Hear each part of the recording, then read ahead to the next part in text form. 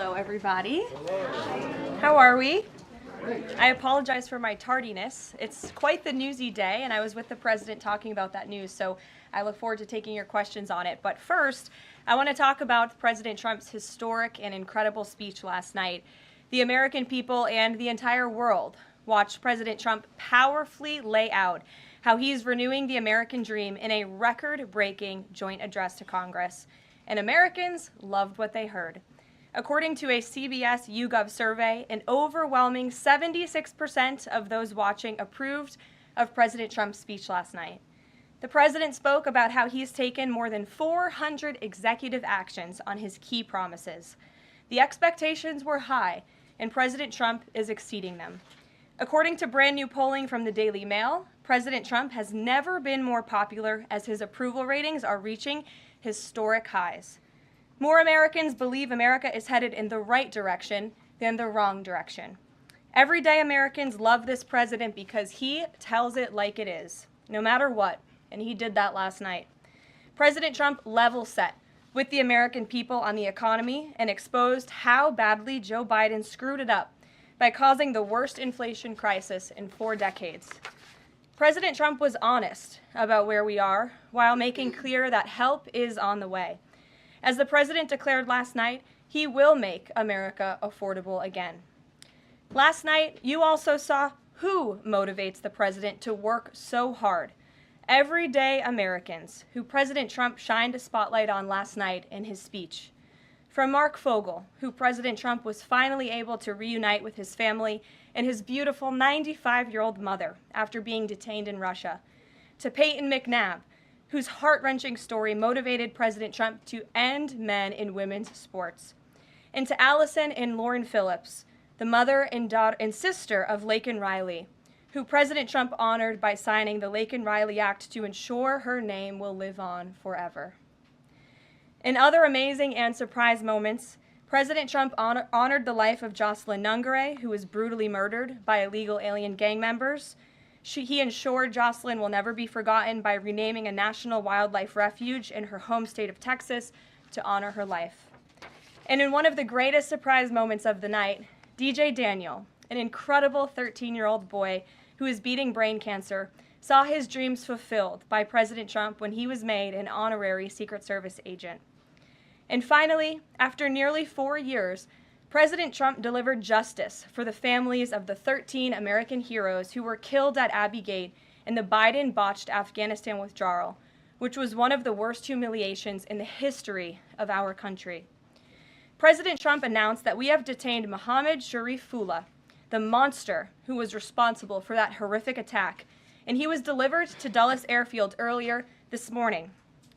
On his first day in office, President Trump's national security team across the federal government prioritized intelligence gathering to locate this evil individual. President Trump's team shared intelligence with regional partners such as Pakistan, who helped identify this monster in the borderland area late last month. Mohammed confessed to his crimes related to Abbey Gate and other attacks in Russia and Iran as well to the Pakistanis. And U.S. law enforcement officers traveled to Pakistan over the weekend, where he again confessed his crimes to the FBI. As President Trump said last night, this killer will now face the swift sword of American justice for these atrocities right here on United States soil. Joe Biden was responsible for this botched withdrawal, and he had 3 years to find this evil terrorist, and he didn't even try to get the job done. But President Trump campaigned on behalf of and grew very close to the Gold Star families. He promised them accountability, and last night, he kept his promise. He spoke to those Gold Star families yesterday, ahead of his speech, in an incredibly heartwarming call to share this incredible news. And as President Trump asked in his speech last night, how could anyone possibly be opposed to any of this action that he is taking? Well, apparently, the modern-day Democrat Party could. The behavior of Democrats last night was completely disgraceful and demonstrated how severely out of touch they are with the American public. It was the most shameful moment in the history of presidential addresses in that beautiful chamber. In what was supposed to be a unifying moment for our country, Democrat members of Congress instead screamed at the President of the United States, who was just overwhelmingly reelected by their constituents, walked out of the chamber, and worst of all, they disrespected the American people. Democrats didn't stand to keep men out of women's sports. They couldn't even clap for a girl who got her head smashed in by a man on a volleyball court. Democrats didn't stand for an innocent and beautiful child who is surviving brain cancer. They opposed eliminating taxes on tips and Social Security. They didn't stand in favor of cutting taxes for hardworking Americans. They couldn't even clap for two mothers whose daughters were killed by illegal aliens. One of the only things that could get Democrats off their feet last night was cheering for Ukraine, not for America. Last night was a very clarifying moment for our country.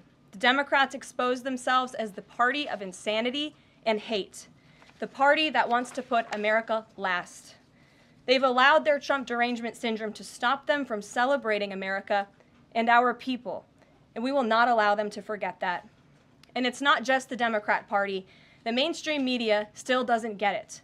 Last night, MSNBC's Nicole Wallace disgustingly looped in a 13-year-old boy with brain cancer into an attack on the president over January 6th.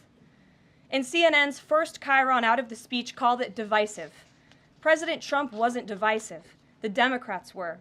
And CNN was proven wrong by their own viewers, 69% of whom, in a post-speech poll, said they had a positive reaction to the president's speech. It's sad and frankly pathetic that Democrats and liberals in the legacy media continue to allow their hatred for the president to override their love for our country. But nevertheless, the president will continue to unify this nation through policies that are grounded in common sense and that uplift all Americans. We have an individual in our new media seat today, Mary Margaret Olohan, who is the Daily Wire's first ever White House correspondent. Congratulations, Mary Margaret. The Daily Wire was founded 10 years ago by Ben Shapiro. The Daily Wire now has over 1 million paid subscribers, a monthly network reach of 138 million, and has evolved into a leading conservative multimedia giant. They are now the 5th largest podcast network in the world and home to some of the top-ranked shows. With that, I will take your questions, and Mary Margaret, why don't you kick us off? Thank you so much, Karoline. It's great to be here. Thanks. So I had 2 questions, if that's okay. The first Sure. on last night and the second on Maine. You talked about behavior from Democrat lawmakers, a lot of disruptions, and I just wanted to kind of go back to that. We saw Democrat lawmakers not stand for Laken Riley, for Peyton McNabb, for the son of a slain police officer and 13-year-old cancer survivor. What are the optics of that nationally, just in terms of not just the people who were in the room last night, but across the nation? And also, was President Trump expecting this type of behavior when he was crafting his speech? So I gave a quote to one of the media outlets in this room yesterday that Democrats behaving like children would be the least surprising thing of the night. And unfortunately, that quote did turn out to be true. I think the president and everyone, frankly, was surprised by the Democrats refusing to stand for not the president's policies, because frankly we expected that, but for the everyday Americans who President Trump was shining a light on their stories. Mark Fogel, for instance, an American school teacher who was detained by the Russians. President Trump freed him. If Joe Biden had done that, they all would have been on their feet, but because of it came from President Trump, they weren't. So we think it's very sad, but we're very proud of the president today, and the American people are the people that this president cares about most, and the reviews are in, and everybody loved his speech. Thank you. And then on Maine, we know that the governor of Maine has really pushed back against the president's executive order saying that boys should not be in girls' sports. I spoke with a lawmaker from Maine this morning who told me she'd been censured by state lawmakers for calling a man and speaking up on this. What is the next move for the White House in this battle to protect the integrity of women's sports? Yeah, well, the Department of Education has sued the state of Maine. As you know, there's ongoing litigation. The president has made a commitment to ensure that states are being held accountable if they continue to allow men in women's sports, which he believes is an egregious violation of taxpayer dollars. And so that fight continues, and the president won't back down. Again, this is a common sense policy. 80% of the American people, including more than 60% of Democrats, do not want men in women's sports. So the president will stand by this commitment. Thank you. Gabe, good to see you in here. Good to see you, Caroline. A couple questions. One, can you confirm that the president held talks with the big 3 automakers today, speaking about potentially delaying tariffs? I can confirm, and I'm glad that you asked, because the president sent me out here with a statement directly from him on this. I saw it was reported earlier today by Bloomberg News, and he wanted me to share this with all of you. We spoke with the big 3 auto dealers. We are going to give a 1-month exemption on any autos coming through USMCA. Reciprocal tariffs will still go into effect on April 2nd, but at the request of the companies associated with USMCA, the president is giving them an exemption for 1 month so they are not at an economic disadvantage. So the 3 companies that he spoke to are Stellantis, Ford, and General Motors. They requested the call, they made the ask, and the president is happy to do it. It's a 1-month exemption. And the president just posted on social media that he had spoken with Prime Minister Trudeau. He says he's not satisfied with what the Prime Minister has said when it comes to fentanyl, but less than 1%, as you know, less than 1% of the fentanyl seized last year was in the northern border. What else does Canada need to do? Well, the president did just put out a statement on his call with the governor, Justin Trudeau, as he calls him, of Canada, and he said that he was not pleased, as you said. He said it's not good enough. He told Prime Minister Justin Trudeau that directly. The call ended in a somewhat friendly manner, as the president said, but he's not going to stop standing up for the American people. And to answer your question directly when it comes to fentanyl, for the last 4 years, unfortunately, our neighbors to the north and the south, Canada and Mexico respectively, have allowed America to be a dumping ground, not just for illegal aliens, but for illegal, poisonous, deadly fentanyl, which is now the #1 killer of young people in this country aged 18 to 34. Through the northern border in Canada, in last fiscal year alone, there was enough fentanyl seized to kill 4.8 billion people. And that number is up 2,050% from 2023, the year before. So there's been more than a 2,000% increase in illegal fentanyl seizure at the northern border. Why? Because Canada is allowing that fentanyl to come to the United States. The president sees these numbers. He thinks about the lives that are lost. And everybody in this room, I'm sure, everybody watching at home, everybody across the country knows someone in our lives who has been killed at the hands of this deadly poison. There needs to be repercussions for that. The president feels very strongly about it. But Caroline, respectfully, it's just 43 pounds that were found last year. That's less than a carry-on suitcase. Is that a lot of fentanyl compared to, say, Mexico, where the vast majority of the fentanyl is brought in through Mexico, not Canada? So what else does Canada need to do? Well, I just told you, last year alone, there was a 2,000% increase in illegal fentanyl. But it's only You're 43 asking pounds, me. Caroline. You're asking me for what the president's justification is for these tariffs. It's not up to you. You're not the president, Gabe. And frankly, I think it's a little bit disrespectful to the families in this country who have lost loved ones at the hands of this deadly poison. If you talk to them, and this president has, they are grateful that they finally have a president who is standing up to both Canada and Mexico, and most importantly, to China as well. The president added an additional 10% tariff on China because this deadly poison is being produced in that country. It's being distributed through our neighbors, and there needs to be consequences for that, period. Peter. Thank you, Caroline. If the U.S. has a longstanding policy that we do not negotiate with terrorists, then why is the U.S. now negotiating directly and for the first time ever with Hamas? Well, when it comes to the negotiations that you're referring to, first of all, the special envoy who's engaged in those negotiations does have the authority to talk to anyone.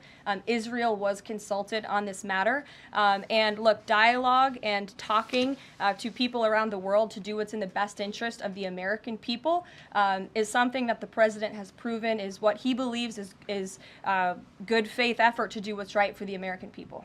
Is it just about the hostages, or are they also talking about the president's plan to take over Gaza? These are ongoing talks and discussions. I am not going to detail them here. There are American lives at stake. I would defer you to the Department of State for further details, but I'm not going to get into those talks here at this podium. We know that some officials here were miffed that Zelensky showed up last week without a suit for his meeting in the Oval Office, but Elon Musk never wears a suit. He did last night. So what is the dress code? Well, Elon Musk wore a suit last night. I'm sure you saw it. Was he spooked by the Zelensky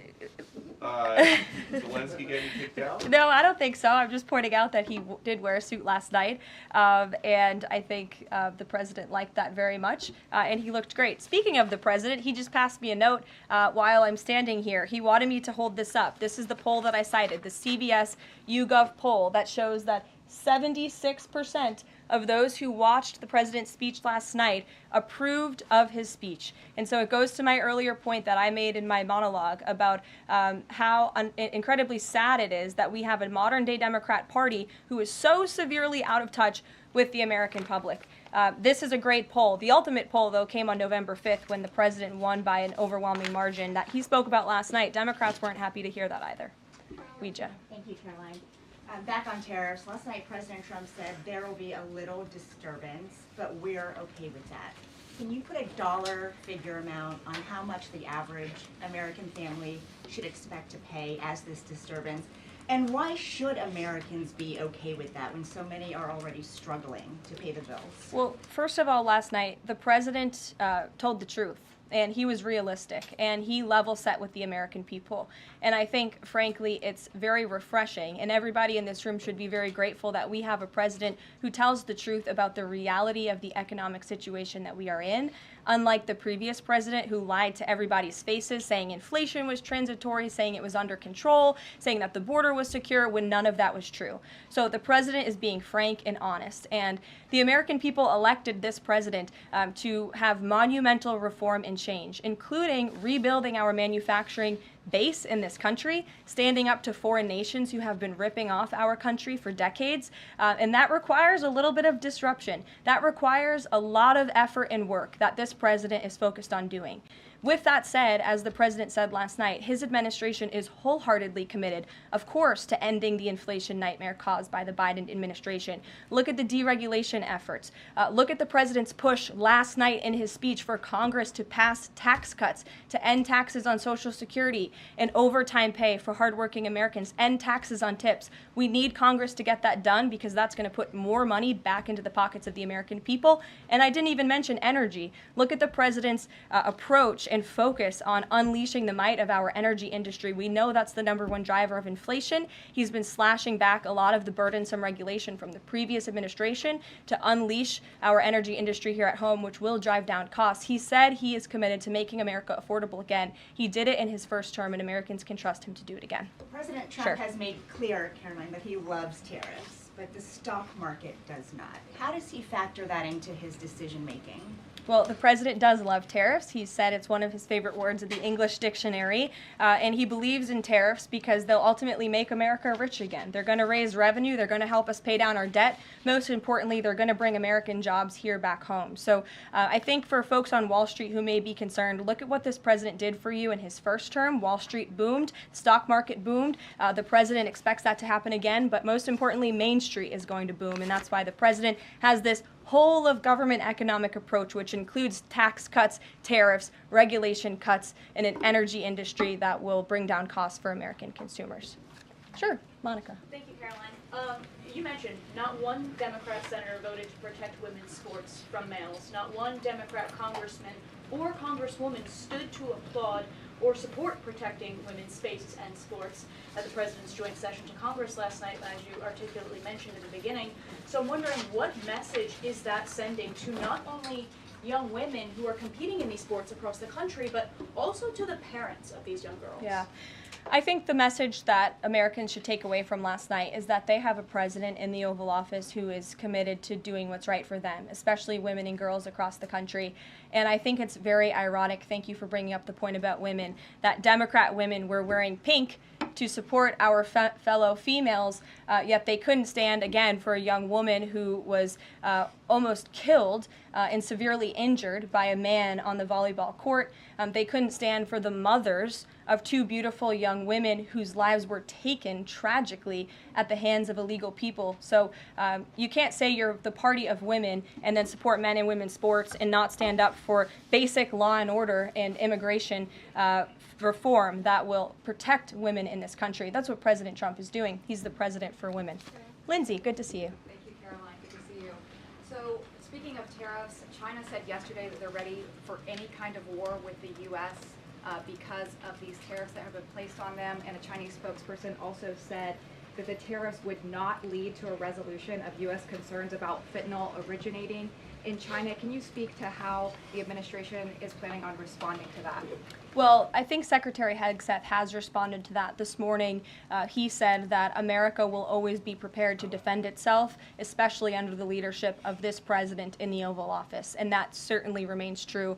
Again, when it comes to tariffs, the president has been very tough on China, not just now with 20% and more with the reciprocal tariffs that will hit on April 2nd. But look at what he did in his first term. There were billions of dollars worth of tariffs that he implemented on China. And it's quite telling that the previous administration did not rescind those tariffs because they realized the value that they had in not only deterring China, but also raising revenue here in the United States. Rachel. Thanks, Caroline. Just a quick follow-up, two quick follow-ups on tariffs.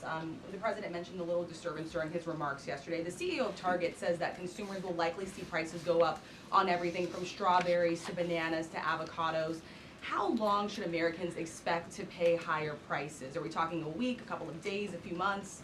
Again, I don't have a crystal ball, but what I can assure the American people is that this president and this administration is doing everything they can. And I would remind you and everybody else in this room that it's because of the previous administration's economic policies that Americans were left with record high inflation. Inflation throughout Joe Biden's entire 48 months in office was at or above 3%. It hit record highs, as you know. And there's a whole list of what the Biden economic disaster this president was left to clean up. It's been a month, but he's working hard every single day to do just that. Just one quick follow-up on the carve-out. Sorry to cut you off there.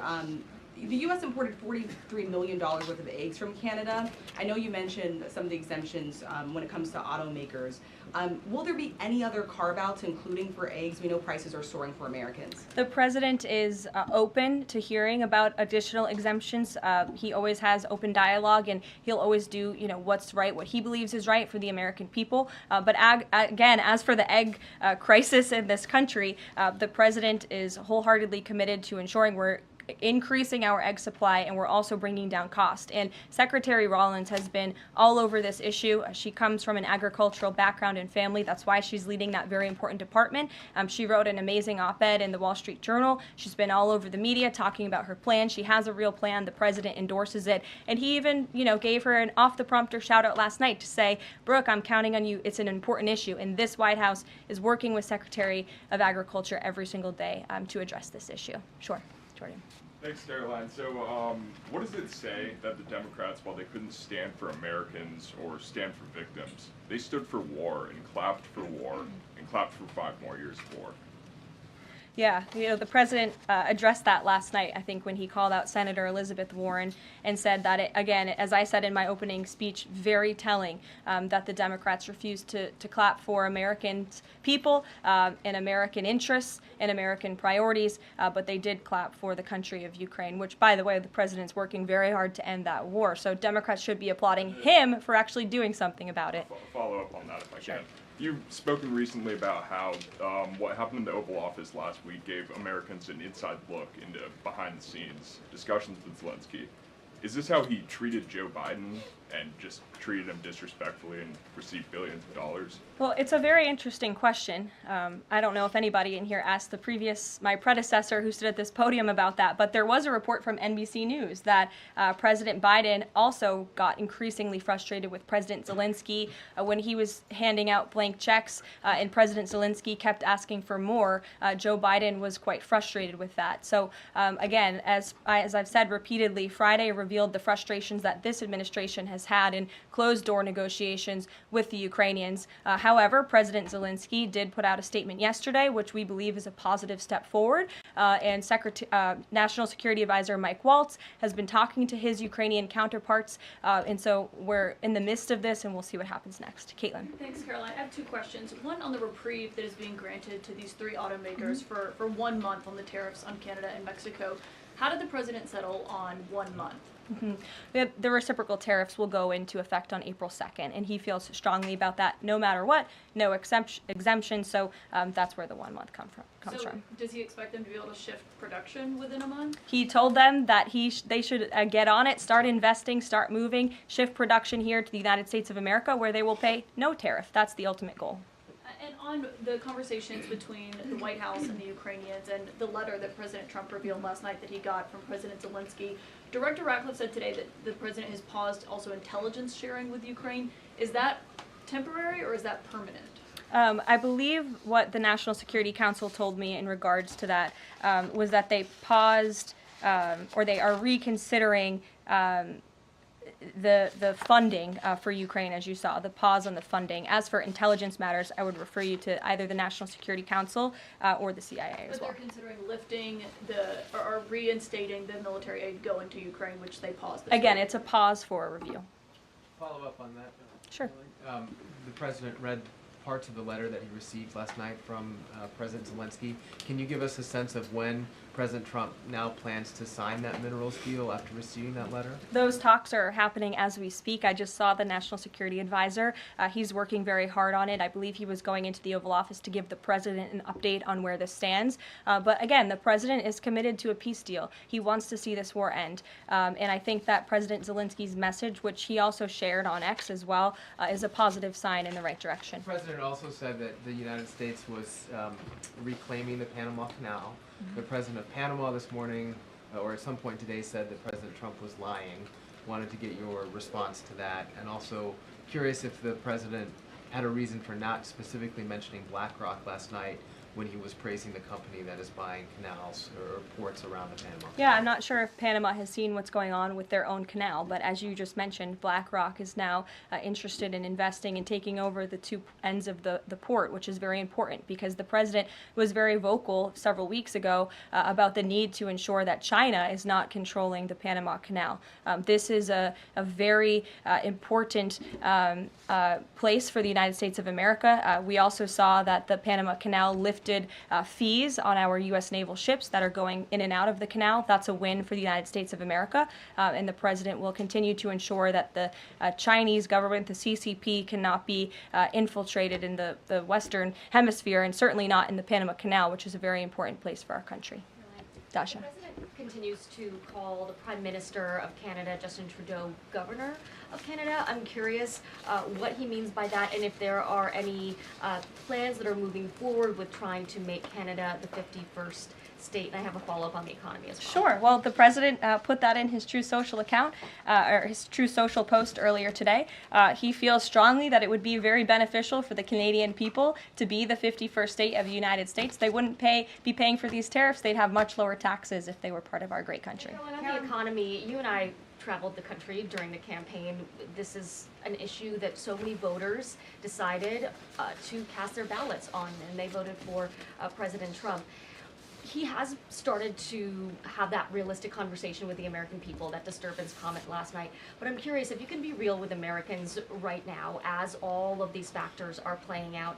Are things potentially going to get worse before they get better? Look, I've now been asked and answered this same question, just given to me in different verbiage, of 3 different times, and I will answer it again in an effort of transparency to the American people, because this is an important issue, and the American people, this president understands that it is. And again, that's why in his joint address to Congress last night, he addressed this issue with a realistic and honest approach. He talked about what this administration is doing to unleash American energy and to make America affordable again, and this administration is wholeheartedly committed to doing it. And I would remind the American public that the first-term record of this president speaks volumes. That's why they reelected him, because they know that he can fix our broken economy, and it's very, very broken from the previous administration.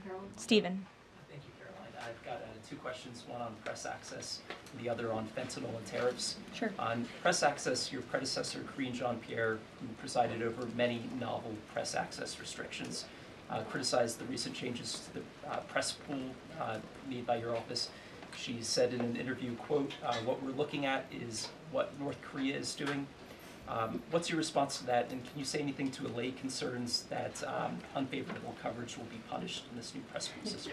I think that's the same individual who said from this podium numerous times that the commander-in-chief was mentally and physically up for the job, which we knew was a lie. Many people in this room knew it was a lie. Many of you were admonished for asking questions about that truth. So when it comes to truth and transparency, this administration, this White House is setting the example. This president is taking far more questions than his predecessor, Joe Biden, did on a daily basis, and that will continue. And on fentanyl and tariffs, Fentanyl produced largely in China has killed 334,000 Americans over 5 years. According to CDC data, that's about 1 in every 1,000 Americans. President Trump has cited this for applying new tariffs to Canada, Mexico, and China. But in addition to China's talk about being ready for any kind of war, they said yesterday, the foreign ministry said that, quote, the fentanyl issue is a flimsy excuse to raise U.S. tariffs, and, quote, the U.S., not anyone else, is responsible for the fentanyl crisis. So what's the response to China that the talk of fentanyl is just an excuse for tariffs, and what does that say about the resolution? Well, of course, the country that is getting very rich off of distributing this deadly poison to American citizens is going to say that. Again, the president knows where the American people stand on this issue. Fentanyl overdoses. Dasha brought up all of us campaigning all across the country. They talked about inflation. They also talked about the border, the illegal immigrants that we're pouring through, but also these deadly drugs. And again, the president keeps in mind those families every single day when he is making these tough decisions. But it's a necessary decision, and he's no longer going to allow the United States of America to be a dumping ground for illegal immigrants and for illegal drugs that are killing our nation's people. This is the #1 leading cause of death in our country, and there needs to be action taken to ensure that cannot continue. Thank you very much, guys. We'll see you later. Thanks, Caroline. Caroline.